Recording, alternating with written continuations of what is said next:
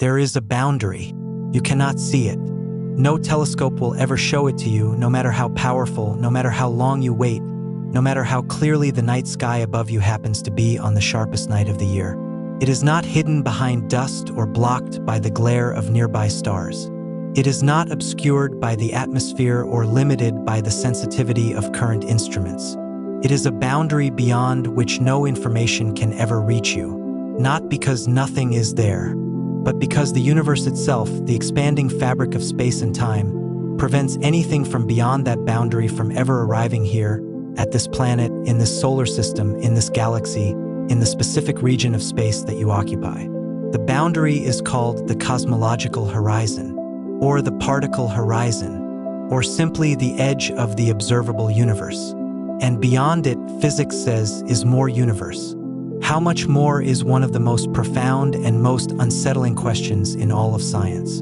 The answer depends on things we do not yet fully know, on the geometry of space, on what happened in the first fractions of a second after the Big Bang, on whether the universe is finite or infinite, on whether what we call the universe is all there is or merely one region of something far larger and far stranger.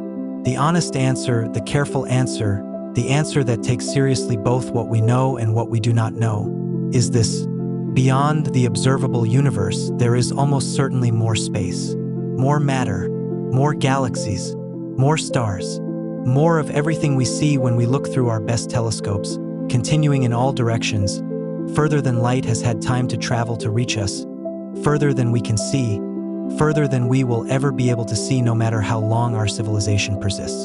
And beyond that, beyond the simply larger universe, the universe that is just more of what we can observe, there may be something else entirely. Something that the physics of our universe predicts but cannot confirm. Something so strange and so large that even the word universe becomes inadequate to describe what contains it. This is what lies beyond the edge. Let's go there. Before we can talk about what lies beyond the observable universe, we need to understand precisely what the observable universe is and why it has the specific size it does. The observable universe is not the whole universe. It is the region of space from which light has had time to reach us since the universe began. It is bounded not by any physical wall or barrier, but by time itself, by the fact that the universe is 13.8 billion years old and light travels at a finite speed. If the universe were static, if space were not expanding, if galaxies were simply sitting still in a fixed space, then the observable universe would be a sphere of radius 13.8 billion light-years, centered on us.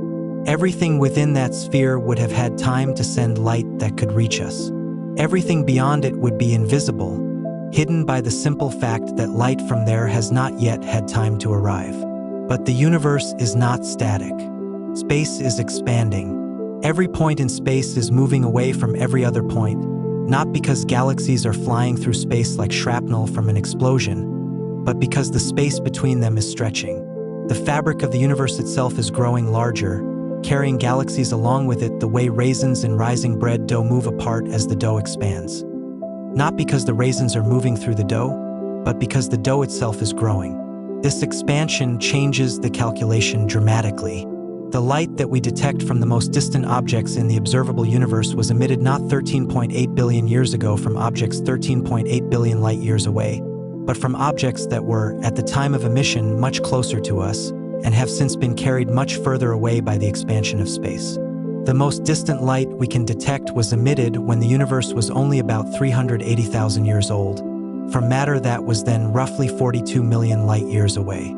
That matter has since been carried, by the expansion of space, to a current distance of approximately 46 billion light-years.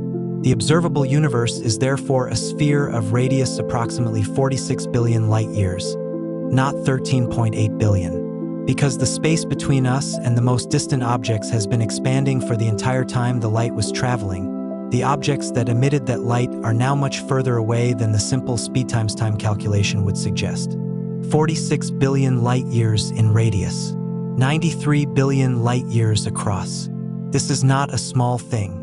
It contains, within it, somewhere between 1 and 2 trillion galaxies. Each of those galaxies contains hundreds of billions of stars. The total number of stars in the observable universe is a number that makes any everyday large number look trivially small. And the observable universe is, as we shall discuss, almost certainly a tiny fraction of what exists.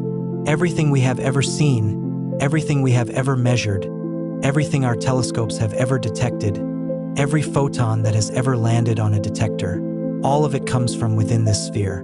All of our knowledge of the universe is knowledge of this sphere.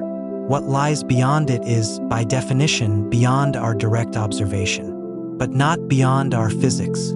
Here is a key distinction that matters enormously for this discussion. There is a difference between what we can observe and what we can infer. We cannot observe anything beyond the cosmological horizon. The light has not had time to reach us.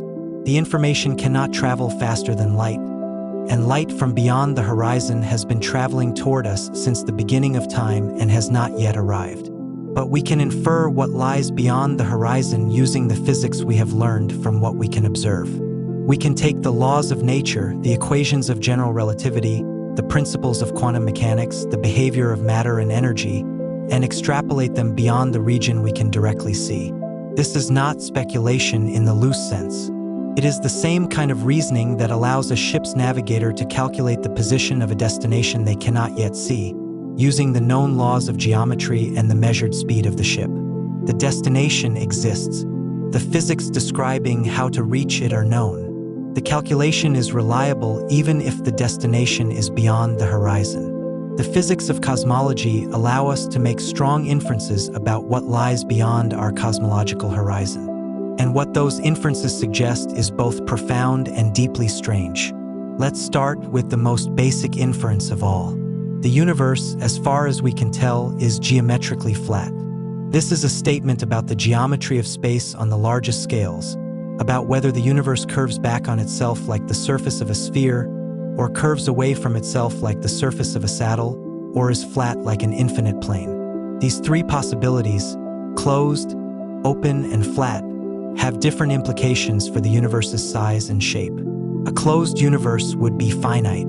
It would curve back on itself so that if you traveled in a straight line far enough, you would eventually return to your starting point, just as traveling in a straight line on the surface of the Earth eventually brings you back to where you started. A closed universe has a definite size, a circumference, a volume. An open universe would be infinite. It curves away from itself in all directions, like the surface of a saddle, but it never closes. It extends forever in all directions. A flat universe is also, in the simplest interpretation, infinite. It extends in all directions without curving or closing, like an infinite plane. The cosmic microwave background, the oldest light in the universe, the radiation left over from when the universe was 380,000 years old, carries in its pattern of temperature fluctuations an imprint of the universe's geometry. The angular scale of those fluctuations tells us whether space is curved or flat. Precise measurements of the microwave background by a series of satellites, most recently the Planck satellite, which mapped the background with extraordinary precision, tell us that the universe is flat to within the measurement uncertainty. Flat, within the precision of our best measurements. The word flat here has a specific geometric meaning. It means the universe obeys Euclidean geometry on the largest scales. Parallel lines remain parallel. The angles of a triangle add up to 180 degrees. The rules of ordinary geometry apply. And a flat universe, in the simplest cosmological models, is infinite. If the universe is truly flat and infinite, then beyond our observable horizon there is simply more universe. More space, more matter, more galaxies, extending forever in all directions with no edge, no boundary, no center, no preferred location. This is the most straightforward interpretation of what the geometry of the universe tells us. But infinite is a word that carries its own extraordinary implications. Let's think carefully about what an infinite universe actually means. An infinite universe contains infinite space. Infinite space can contain infinite matter if matter is distributed through the universe with any non-zero average density. An infinite universe contains an infinite amount of matter. An infinite amount of matter, distributed in a universe governed by the laws of physics that we know, will form an infinite number of galaxies, an infinite number of stars, an infinite number of planets. And here is where the implications become extraordinary. The number of possible configurations of matter and energy in any finite region of space is finite. It is an astronomically large finite number. The number of ways you can arrange the particles in a region the size of the observable universe is a number with something like 10 to the power of 10 to the power of 122 digits, but it is finite. There are only so many ways you can arrange a finite number of particles. If the universe is infinite, and if matter is distributed throughout it with roughly the same average density everywhere, then every possible configuration of matter that can exist will exist. Not just once, but infinitely many times. Every possible arrangement of atoms, molecules, planets, star systems, galaxies, and clusters that is physically possible will be realized somewhere in the infinite universe. This has a consequence that is deeply strange and that most physicists find uncomfortable to state plainly. In an infinite universe, there are infinite copies of you. Not metaphorical copies, not spiritual echoes.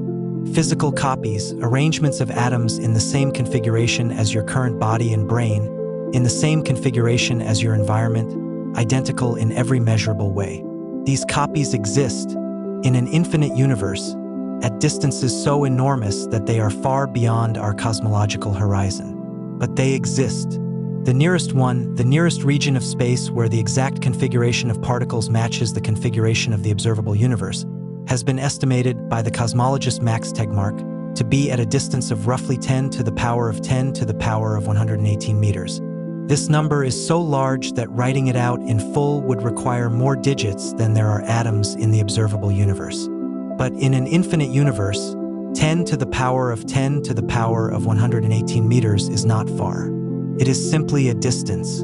Beyond it, if the universe is infinite and flat, your exact copy exists. And beyond that copy, another, and another, infinitely many of them. This is not philosophy. It is the straightforward mathematical consequence of an infinite flat universe with a finite density of matter. It is what the equations say. And the equations are derived from the same physics that successfully predicted the cosmic microwave background, the abundance of helium in the early universe, the large-scale structure of the cosmic web, and the expansion of space itself. The uncomfortable implication of an infinite universe is not that it might contain copies of you. The uncomfortable implication is that it almost certainly does, and that there is nothing in our current physics to prevent it. But the observable universe boundary and the infinite flat universe are just the beginning. Because modern cosmology contains a theoretical framework, one of the most successful and most strange ideas in the history of physics, that predicts something even more extraordinary than a simply larger universe. It is called inflation. In 1980, the physicist Alan Guth proposed that the very early universe, in the first tiny fraction of a second after the Big Bang, at times so early that they make a nanosecond look like an eternity, underwent a period of extraordinarily rapid expansion. Not the gradual expansion that has been carrying galaxies apart ever since, but an expansion so rapid that the size of the universe doubled again and again and again, in fractions of a second, driven by the energy of a quantum field that Guth called the inflaton. During inflation, the universe expanded by a factor of at least 10 to the power of 26, and possibly enormously more, in a time of roughly 10 to the power of -32 seconds. Space grew faster than light. Not because anything was moving through space faster than light, that remains impossible, but because space itself was stretching, and there is no physical law that limits how fast space itself can expand. Inflation solved several problems that had been troubling cosmologists. It explained why the universe is so geometrically flat. Any initial curvature would have been stretched away by the enormous expansion, leaving a flat universe regardless of what the initial geometry was, for the same reason that the surface of an enormously inflated balloon appears flat even though it is curved. It explained why the cosmic microwave background is so extraordinarily uniform in all directions. Regions of space that appear to be causally disconnected, too far apart to have ever been in contact, were in contact before inflation stretched the universe apart.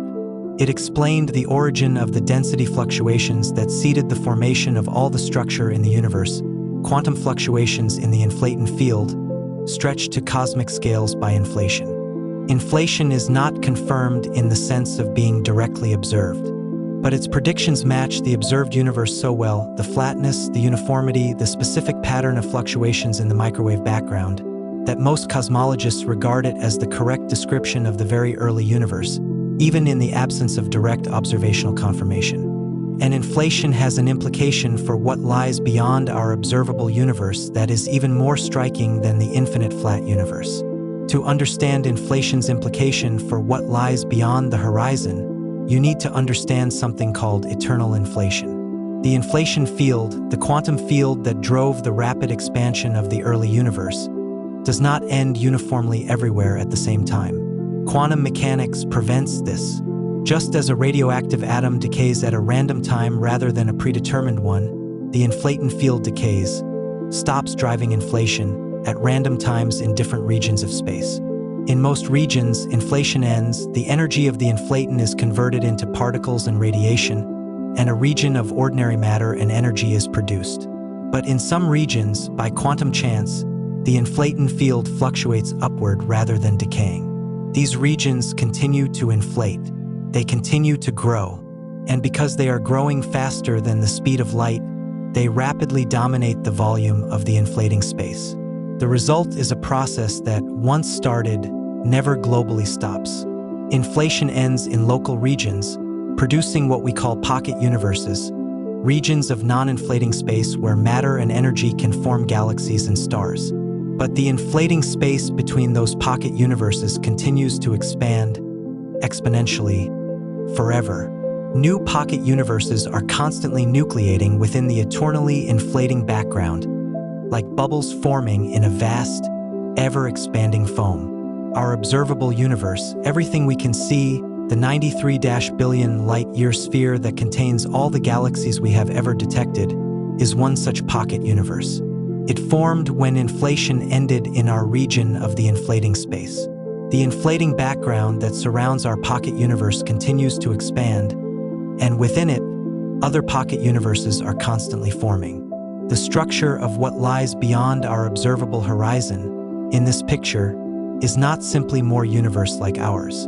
It is a vast, eternally expanding space within which our observable universe is a single, finite bubble, and within which an enormous, possibly infinite number of other bubble universes are forming, have formed, and will form. This structure is called the multiverse, or more specifically, the inflationary multiverse.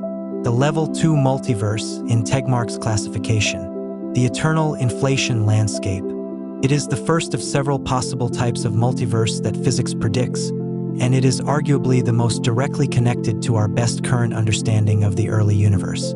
The other bubble universes in the inflationary multiverse are not just more of the same. This is crucial.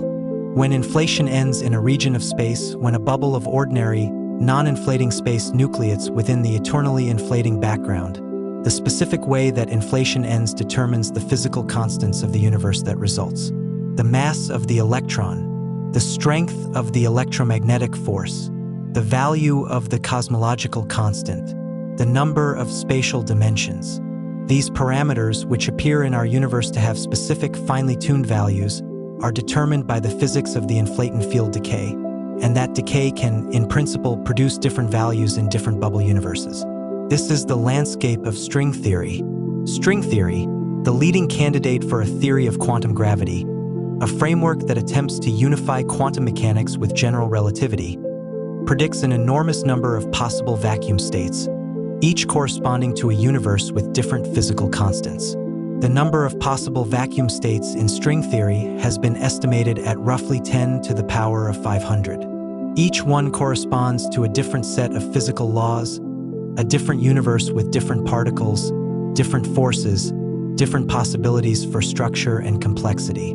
The inflationary multiverse, in combination with the string theory landscape, suggests a picture of reality in which our universe, with its specific physical constants, its specific laws of nature, its specific conditions for the existence of atoms and stars and planets and life, is one of an enormous number of possible universes, each occupying its own bubble in the eternally inflating space, each with its own laws and constants, most of them sterile, a small fraction of them capable of hosting complexity. This picture provides a potential answer to one of the deepest questions in physics. Why do the constants of our universe have the specific values they do?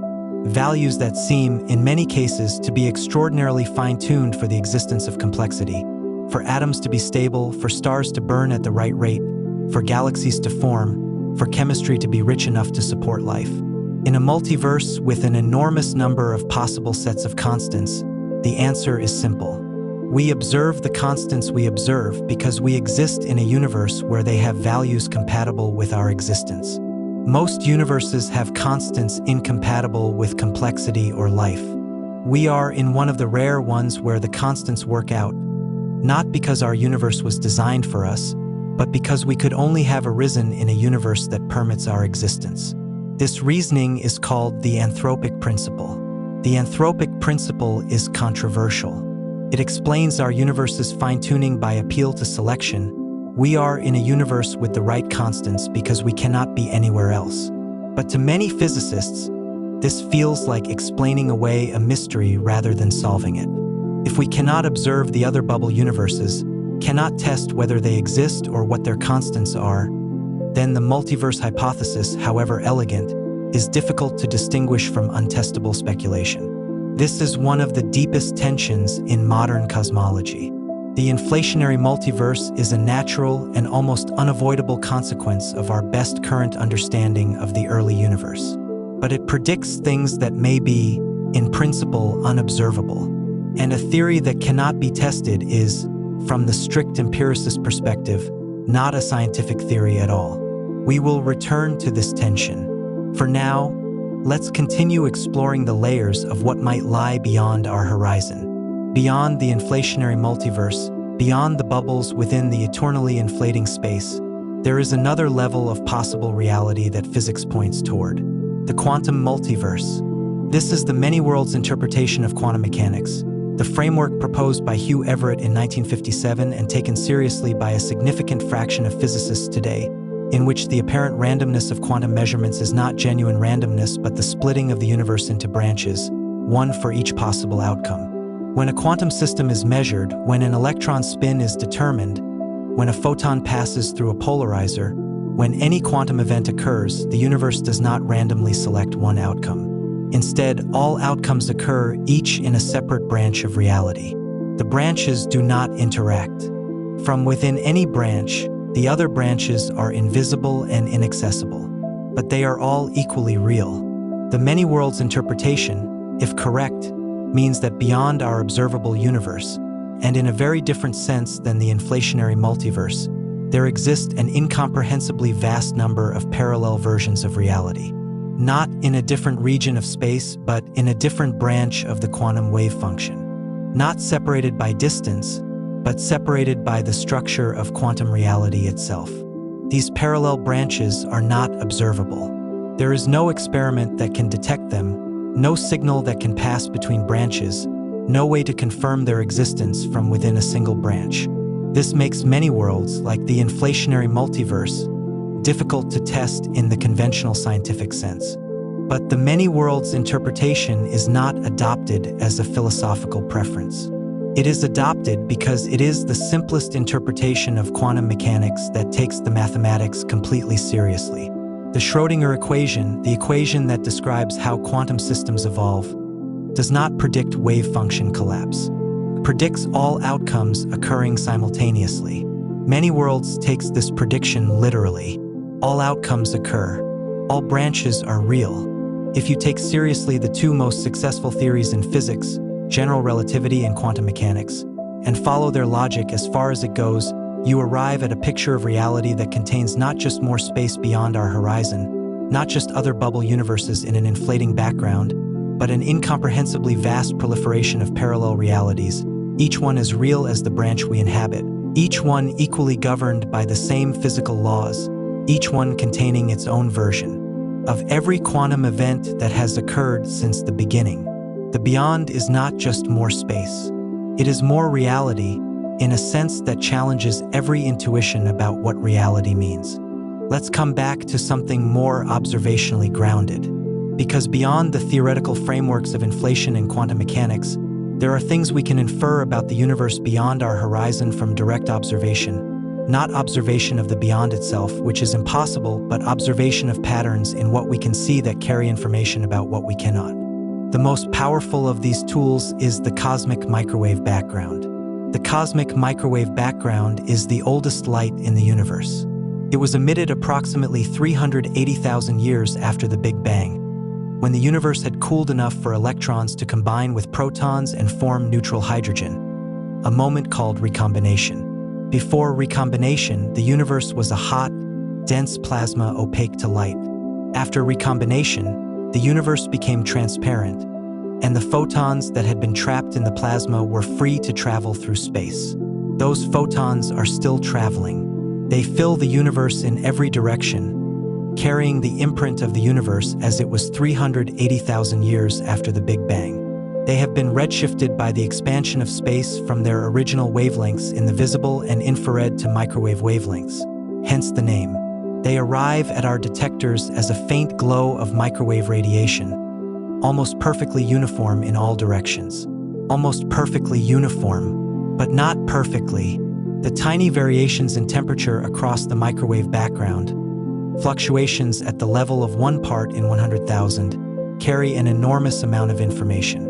The pattern of these fluctuations reflects the distribution of matter and energy in the early universe, imprinted at the moment of recombination. Different cosmological models, different assumptions about the universe's geometry, its matter content, its expansion history, predict different patterns of fluctuations. By comparing the observed pattern with the predictions of different models, cosmologists can infer properties of the universe far beyond what direct observation can access.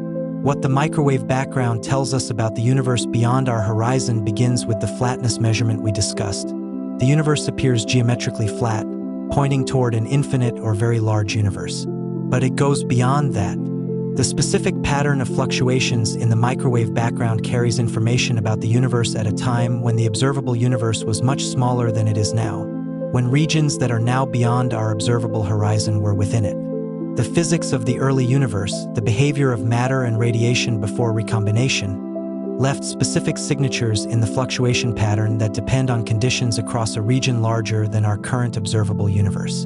In other words, the microwave background is a window into conditions beyond our current horizon, because it was formed when those conditions were within the horizon. And what it shows is consistent with a universe that, beyond our observable sphere, looks much like what we can see. The same physical laws, the same basic distribution of matter, the same large-scale structure, continuing in all directions. This is reassuring in a sense. The universe beyond our horizon is probably not something completely alien or unrecognizable. It is probably more universe, similar to what we can see, governed by the same physics, containing the same kinds of galaxies and stars and elements. But this inference only reaches so far. The microwave background can tell us about conditions in the early universe across a region somewhat larger than our current observable sphere. It cannot tell us about conditions at truly enormous distances many times larger than our observable universe. For what lies at those scales, we depend on theoretical inference rather than observational data. One of the most profound questions about the universe beyond our horizon is whether it has an edge. Whether space ends somewhere. Whether there is a point beyond which there is nothing, not empty space, but a genuine absence of space itself. The honest answer is that we do not know. The flatness measurement from the microwave background tells us that the universe is flat within the precision of our measurements.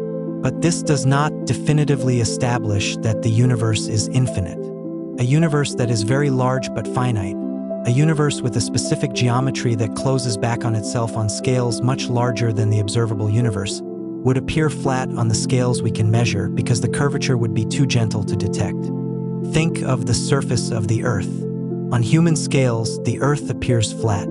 You cannot see its curvature by looking at the horizon from the ground. The curvature is real, but it operates on scales much larger than what a human standing on the surface can directly perceive. A sufficiently small creature living on the Earth's surface might conclude, from its local measurements, that the Earth is flat and infinite. The universe could be in an analogous situation. It could be finite with a specific geometry, a three-dimensional analog of the sphere, but with a radius of curvature so much larger than the observable universe that the curvature is invisible in our measurements. There are specific geometries, specific topologies, that would produce observable signatures in the microwave background even if the universe is too large for direct detection of its curvature. In a finite universe with a specific topology, patterns in the early universe would repeat. The same temperature fluctuations would appear in multiple directions in the sky, because the universe wraps around itself and we are seeing the same region from multiple directions. Searches for such patterns, called cosmic topology searches, have been conducted using microwave background data from multiple satellite missions. No definitive pattern repetition has been found. This places lower limits on the size of the universe if it is finite. If the universe closes back on itself, it does so on scales at least several times larger than the observable universe. But it does not rule out a finite universe. It only pushes its minimum size to larger values. The universe might be infinite. It might be finite but enormously larger than what we can see. Our current measurements cannot distinguish between these possibilities. What we can say is that the universe, whether finite or infinite, extends far beyond our observable horizon. The question of whether it ends somewhere is a question that our current physics cannot definitively answer. Let's talk about the void.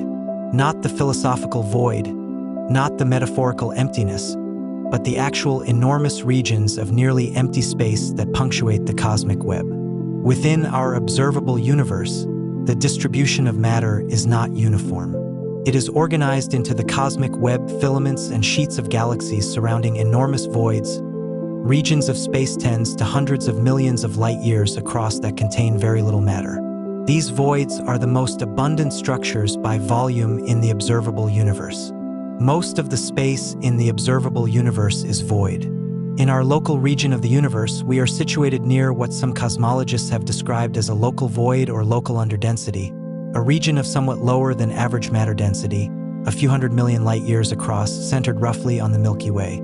Some researchers have proposed that our location in this underdensity may have subtle effects on our measurements of the universe's expansion rate and may be related to the Hubble tension, the discrepancy between different measurements of how fast the universe is expanding. Beyond the local void, the universe fills in with clusters and filaments.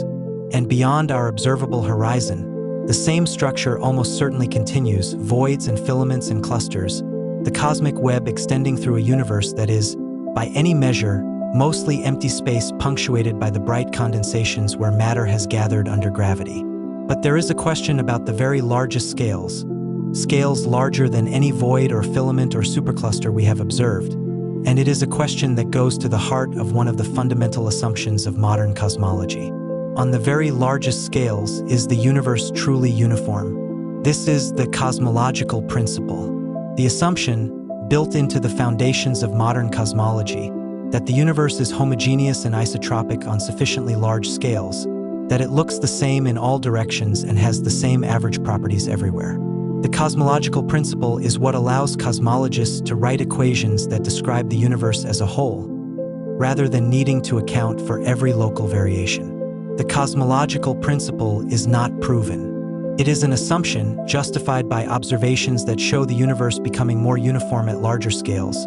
The microwave background is extraordinarily uniform. The large-scale distribution of galaxies becomes more uniform at larger scales, but it remains an assumption. And there are hints in recent observational data that the cosmological principle may be challenged on the very largest scales. The Hercules Corona Borealis Great Wall, a structure of galaxies detected in the distribution of gamma-ray bursts, extending across roughly 10 billion light-years, if real, would be a structure larger than the scales at which the cosmological principle predicts uniformity. Its existence, if confirmed, would challenge one of the foundational assumptions of modern cosmology. Similarly, anomalies in the pattern of the microwave background, a slight asymmetry between the two hemispheres of the sky, a cold spot of unusual size and depth, subtle deviations from the expected pattern, have been noted and debated for 2 decades. They might be statistical flukes, they might be instrumental artifacts, or they might be hints that the universe is not as uniform on large scales as the standard model assumes. If the cosmological principle breaks down at very large scales, If the universe is not truly uniform beyond what we can observe, then what lies beyond our horizon might be genuinely different from what we can see. Not different laws of physics, not a different geometry, but different conditions, different average densities, different distributions of matter, different large-scale structures that violate the symmetry our models assume. This is a frontier of active research. The data are not yet conclusive, but the possibility is real, and its implications for what lies beyond our horizon are significant. Now let's go to the boundary itself, to the cosmological horizon, to the specific physics of why information from beyond it cannot reach us. The horizon is not a fixed surface in space. It is not like the horizon you see when you look across a flat landscape, a line that moves as you move. The cosmological horizon moves with the universe. It is a boundary in both space and time, defined by the finite speed of light and the finite age of the universe. At any given moment, the cosmological horizon is the surface of a sphere centered on our location, beyond which no light emitted at the time of the Big Bang has yet had time to reach us. But because the universe is expanding, and expanding at an accelerating rate, the horizon is not simply moving outward as time passes. The accelerating expansion means that for sufficiently distant regions of space, the expansion is carrying them away faster than light can travel between them and us. These regions are being carried beyond a second boundary, the event horizon, from which no future signal can ever reach us.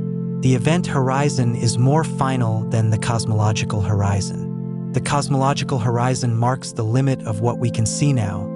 Given enough time, in principle, light from just beyond it might eventually reach us. But the event horizon marks the limit of what we can ever see. Regions beyond the event horizon are being carried away from us faster than light, and no future signal from them can ever arrive. The event horizon in our accelerating universe is located at roughly 16 billion light-years, closer than the cosmological horizon, because the accelerating expansion has already placed some regions beyond the reach of any future light we might send or receive. This means that not only is there a limit to what we have seen, there is a limit to what we will ever be able to see, no matter how long we wait, no matter how sensitive our instruments become. Some regions of the universe that are currently within our observable sphere will eventually recede beyond the event horizon, cut off from us forever by the accelerating expansion. Some of the galaxies we can currently observe will, in the far future, disappear from view. Their light will be so redshifted by the expansion that it will no longer be detectable. The universe we can observe will, on cosmic timescales, shrink. Not because the universe itself shrinks, but because the accelerating expansion carries distant regions beyond our event horizon, hiding them from us permanently. This is one of the more sobering facts of cosmology. We are living in a specific window of time, a cosmological moment, in which the universe is observable at its maximum extent. In the far future, the observable universe will consist of our local group of galaxies and nothing beyond, surrounded by an expanding emptiness from which no light can reach us. All the other galaxies, all the other structures visible in today's night sky, will have receded beyond the horizon, invisible and unreachable. Future astronomers, billions of years from now, if any exist, will look at the sky and see a universe that appears to consist of only our local group.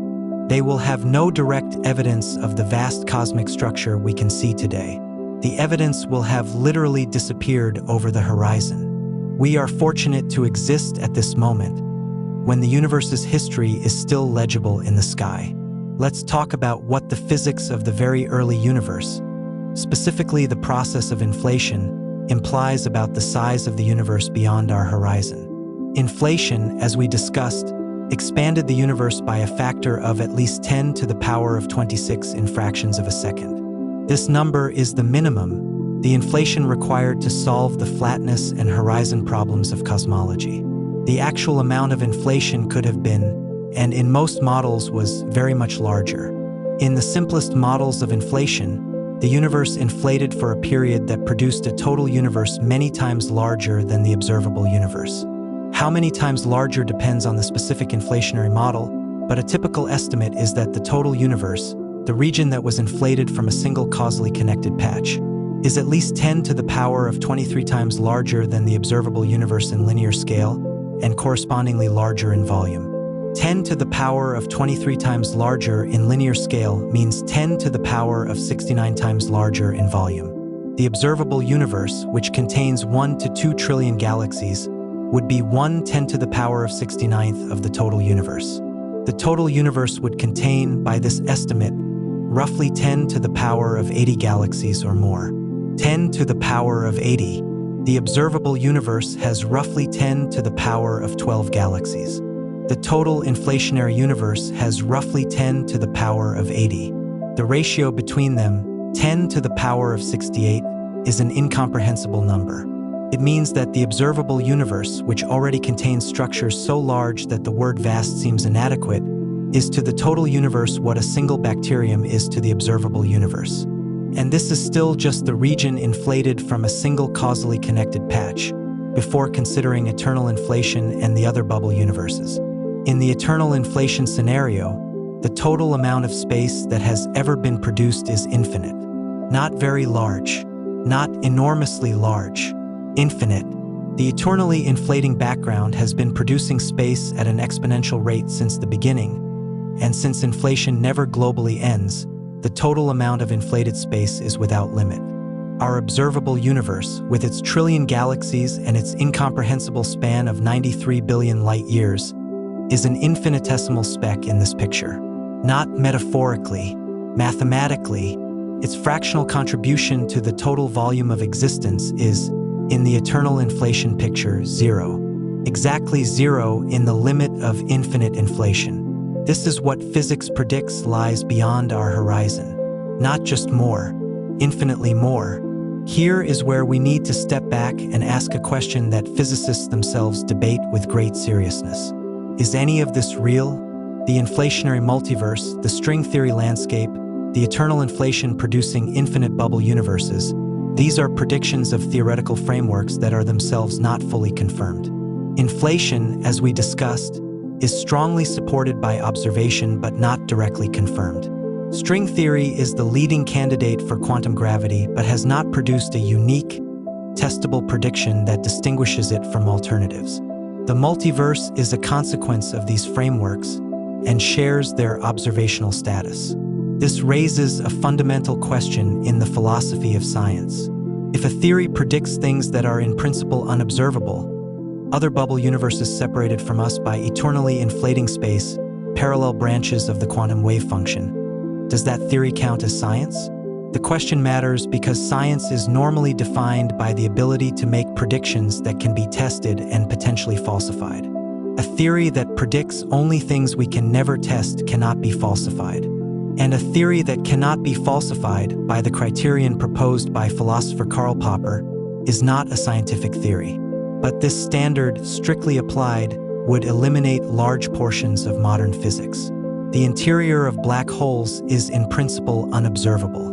The Planck epoch, the first 10 to the power of -43 seconds of the universe, may never be directly accessible. Many aspects of string theory are at energy scales that no conceivable accelerator could reach. Most physicists take a more pragmatic view.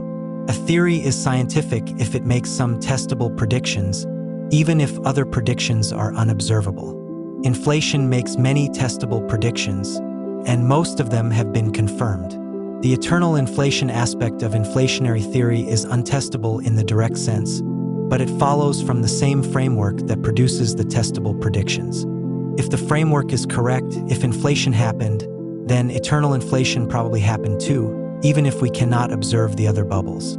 This is not entirely satisfying as an epistemological position, but it may be the best we can do, given the physical limits on what can be observed from within a single bubble universe in an eternally inflating space. The universe beyond our horizon may be real, and real in ways our current physics predicts, even if we can never directly confirm it. Let's talk about something more immediate, about whether the universe beyond our horizon has already affected us in ways we can detect. This sounds impossible. How can something beyond the horizon, from which no information can reach us, have already left a mark on what we can see? The answer is in the initial conditions. The universe we observe was shaped by conditions in the very early universe, conditions that existed across a region much larger than our current observable sphere. The physics of the first fractions of a second before inflation ended determined the initial density fluctuations that later grew into the cosmic web. Those physics operated across a region that encompassed what is now our observable universe and much of what lies beyond our horizon. In other words, the initial conditions that shaped everything we can see were set by physics that operated across a region much larger than what we can observe. The part of the universe beyond our horizon shared those initial conditions with the part we can see. They are causally connected, not now, but in the earliest moments of the universe, before inflation separated them. This means that the universe beyond our horizon is not independent of the universe we observe. It grew from the same initial conditions. It has evolved under the same physical laws.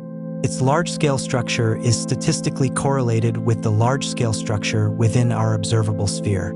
This correlation is, in principle, detectable, not by observing the beyond directly, but by looking at the largest scales within our observable universe and testing whether the patterns we see are consistent with specific models of what lies beyond.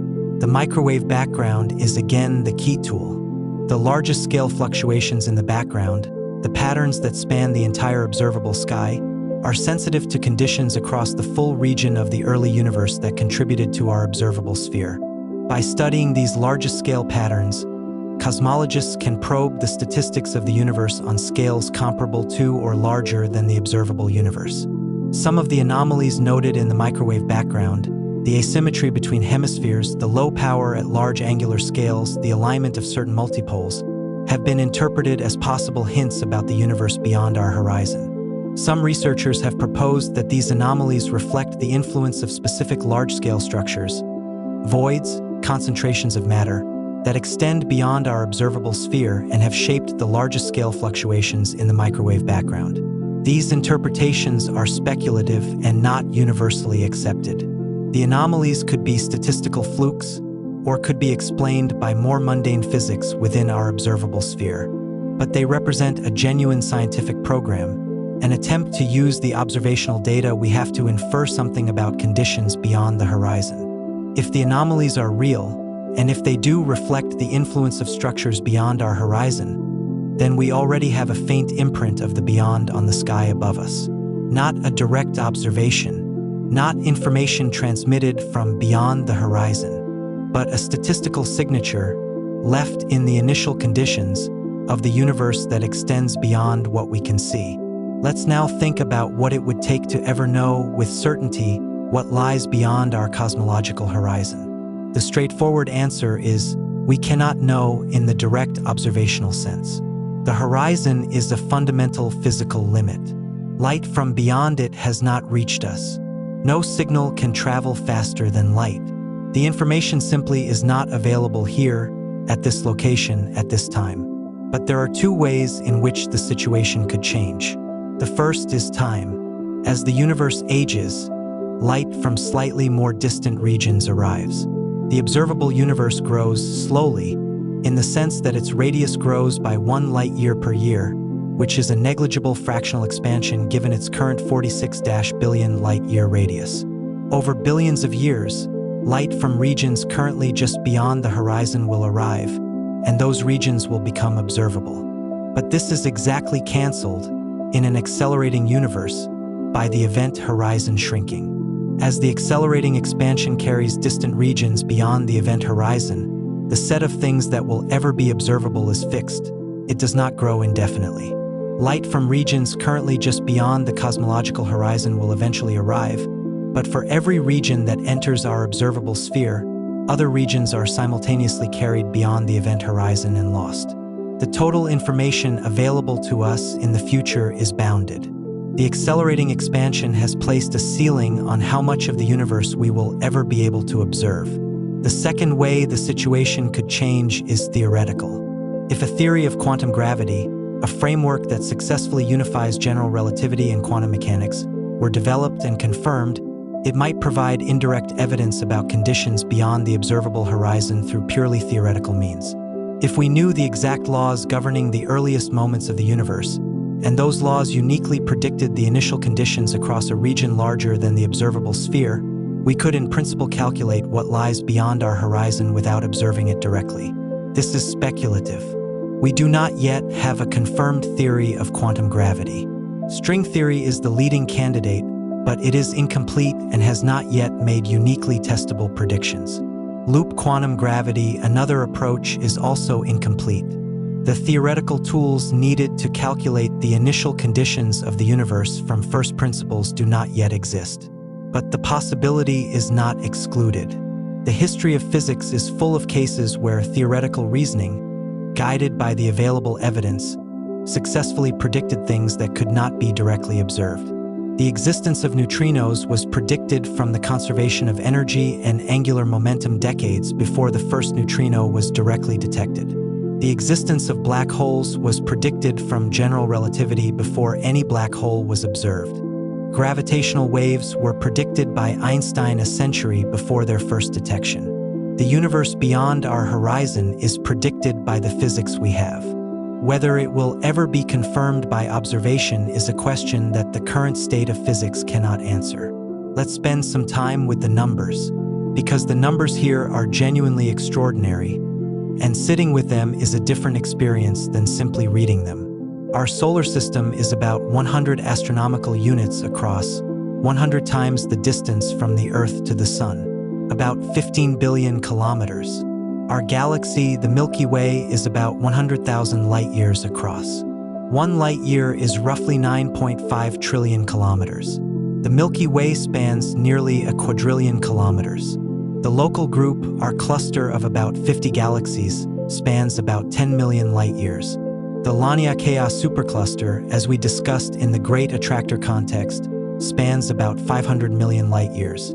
The observable universe spans 93 billion light-years, roughly 186 times the diameter of Laniakea. The minimum size of the total universe, implied by the flatness measurement and inflationary theory, is at least 10 to the power of 23 times the diameter of the observable universe. In light years, that is a number with roughly 34 digits. The size of the eternally inflating multiverse, if it exists, is infinite. Each level of this hierarchy is so much larger than the previous that the previous level becomes negligible. The Milky Way, which contains 400 billion stars and spans 100,000 light-years, is negligible compared to Laniakea. Laniakea is negligible compared to the observable universe. The observable universe is negligible compared to the total inflationary universe. And the total inflationary universe is negligible, literally zero, compared to the infinite, eternally inflating multiverse. We are not just small. We are negligible at every scale above the immediate one. And yet we are here, aware of these scales, able to calculate them, able to sit in the dark and think about them and feel something, awe or vertigo, or a specific kind of wonder that has no name in ordinary language. The universe is not obligated to be comprehensible. And yet it is partially, imperfectly, through mathematics and observation and the slow accumulation of evidence. We have managed to calculate the size of something that dwarfs us into complete insignificance, and the calculation itself is one of the most extraordinary achievements in the history of intelligence. There is something that the universe beyond the horizon represents that is worth thinking about carefully, because it changes the meaning of certain kinds of questions.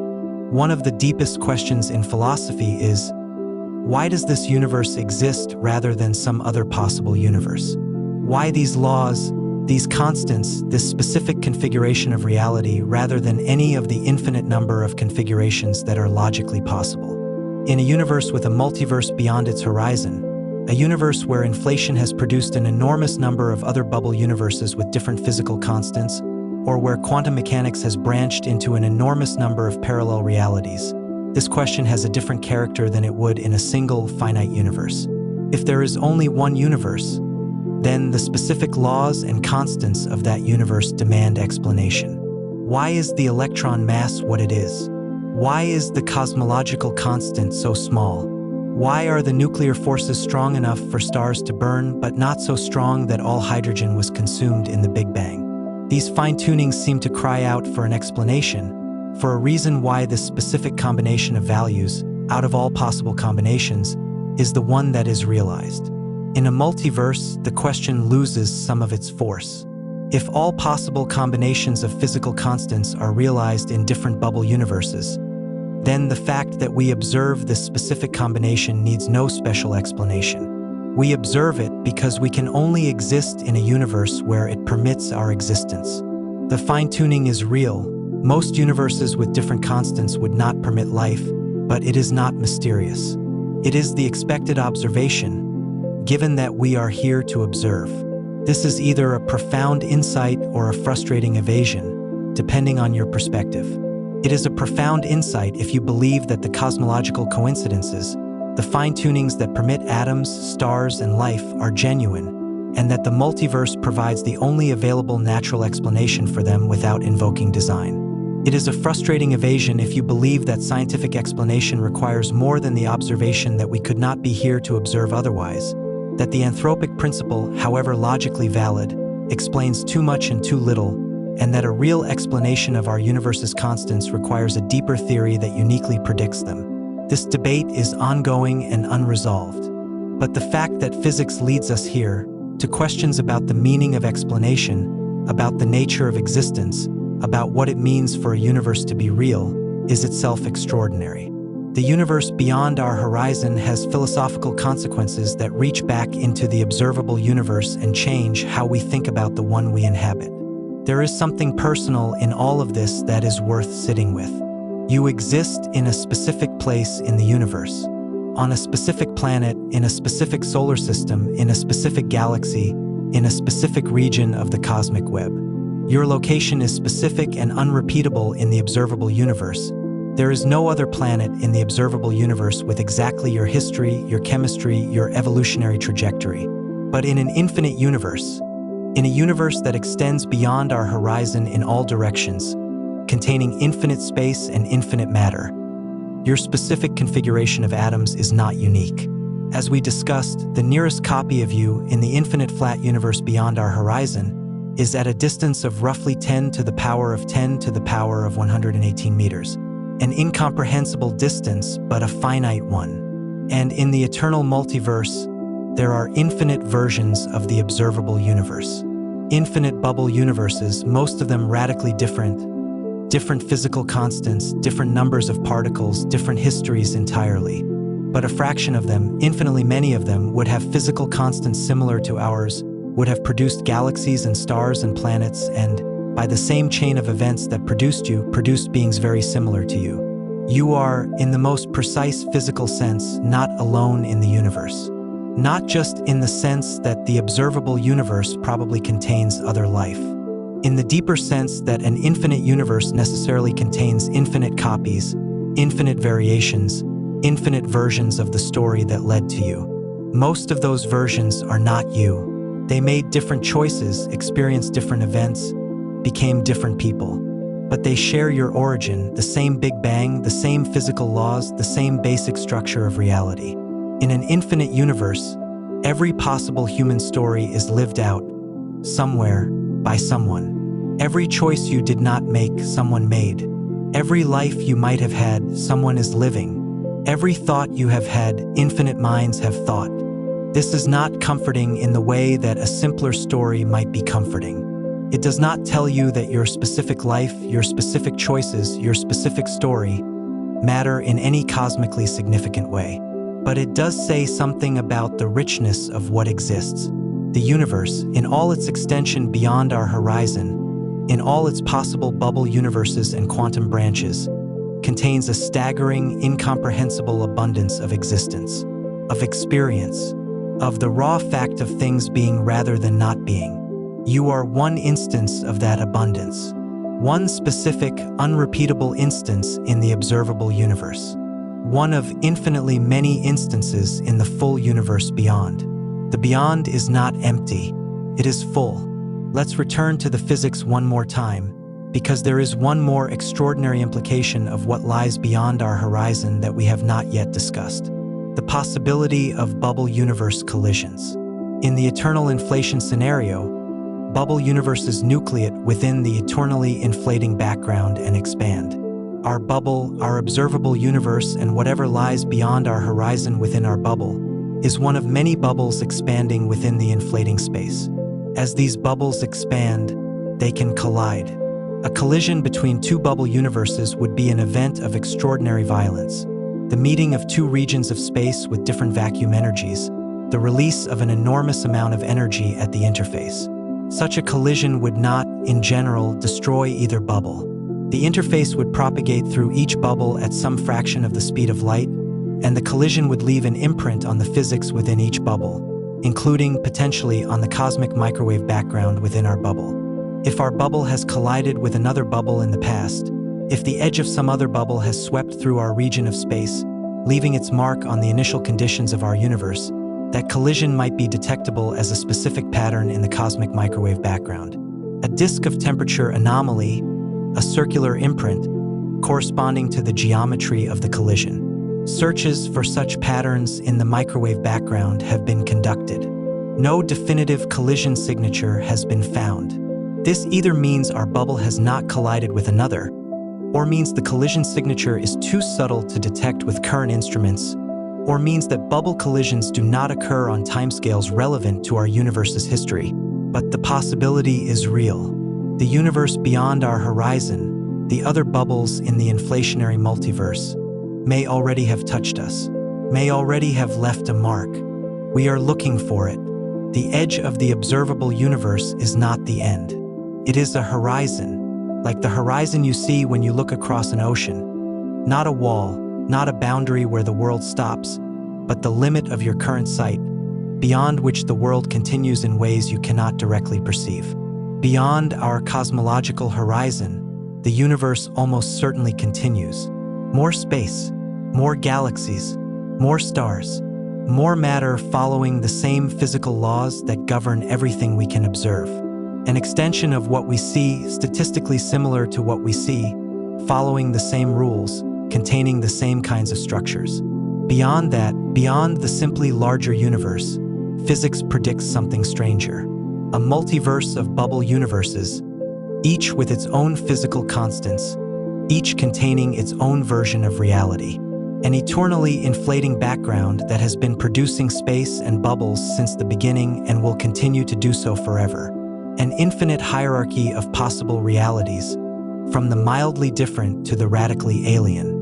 And beyond even that, in the quantum many-worlds picture, an infinite branching tree of parallel realities, each one as real as the one we inhabit, each one the product of a different quantum history, each one containing its own observers wondering what lies beyond their horizon. We cannot see any of this. We cannot confirm it with direct observation. We can only infer it through the equations that describe the universe we can see, extrapolated beyond what observation can reach. But the equations have never let us down. Every time we have trusted them beyond the boundary of direct observation, every time we have followed the mathematics into territory where no instrument had yet confirmed them, they have been right. The neutrinos, the black holes, the gravitational waves, the expansion of the universe, the cosmic microwave background. Every major prediction of theoretical physics confirmed when observation eventually caught up with the theory. The equations say there is more than we can see, more than we can reach, more than we will ever be able to confirm. And the equations have earned the right to be believed. The night sky you see right now, if you can see it, if the clouds are clear and the air is dark, is a photograph. A composite of light from different distances and different times. The nearest stars a few light years away, as they were a few years ago.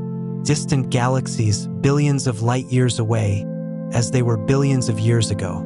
The faint glow of the cosmic microwave background, invisible to the naked eye, as it was 380,000 years after the beginning. Everything you can see is the past. The light arriving now left its source years or millions or billions of years ago. The universe you observe is the universe as it was, not as it is. The present universe, the universe as it exists right now at this moment across all of space, is permanently invisible to you. Not because it is hidden, but because the information about it has not yet had time to arrive. The present state of the galaxy 100,000 light-years away will not be visible to any observer on Earth for 100,000 years. The present state of the Andromeda galaxy will not be visible for 2.5 million years. The present state of the most distant galaxies in the observable universe will not be visible for billions of years. And the present state of the universe beyond our horizon will never be visible. Not in any future, not at any distance, not with any instrument. There is a version of the universe that exists right now, the present moment extended across all of space, including the space beyond our horizon, that is permanently inaccessible. We can calculate what it probably contains. We can infer its properties from the physics we know, but we cannot observe it. This is the most fundamental limitation on human knowledge. Not a technological limitation, not a practical limitation, a physical one built into the structure of space-time by the finite speed of light and the expansion of space. The universe is larger than we will ever know, and larger probably than we can imagine, not because imagination fails, but because the universe does not fit inside any imagination. It is too large, too old, too strange, too full of things that exceed every framework we have built for understanding it. We are trying. The equations are our best tool. The observations are our anchor in reality. The inference, extrapolated beyond the horizon, is our only glimpse of what we cannot see. It will have to be enough, because the universe is not going to pull its horizon closer to accommodate our curiosity. It will sit beyond our sight, as it always has, containing everything it contains, indifferent to whether we know it is there. But we know, and knowing, even this partially, even through this glass darkly, is one of the most extraordinary things that has ever happened in the 13.8 billion years since the universe began. Sleep well. For those still listening, there is a tradition among cosmologists of imagining the view from the far future, of asking what the universe will look like to observers billions of years from now, after the accelerating expansion has carried most of the observable galaxies beyond the event horizon. Those future observers will live in a universe that appears, to their instruments, to consist of a single island of galaxies, the local group, merged by then into a single large elliptical galaxy, surrounded by an expanding void of absolute darkness. No other galaxies will be visible. No cosmic microwave background will be detectable, redshifted to wavelengths too long for any physical instrument to measure. Those observers, if they exist, will have no direct evidence that the universe beyond their local group exists. They will have no way to measure the expansion of the universe. There will be nothing beyond their local group to measure the expansion against. They will have no way to observe the cosmic microwave background. It will be gone below any detectable threshold. They will be, in terms of what they can directly observe, alone, surrounded by darkness, unable to determine, from observation alone, that they live in a universe that once contained 1 trillion galaxies and a structure spanning 93 billion light-years.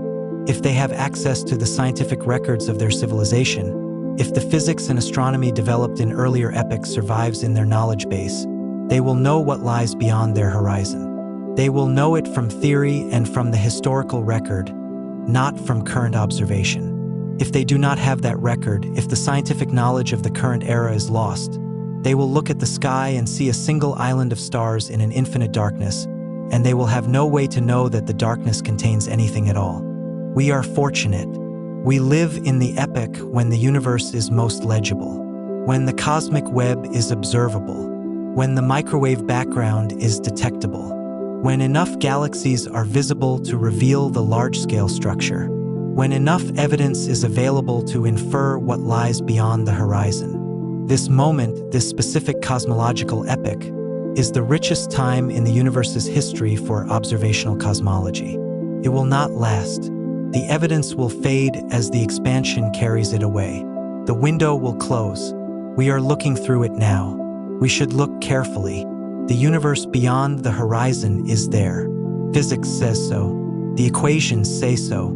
The logic of an expanding, inflating quantum universe says so.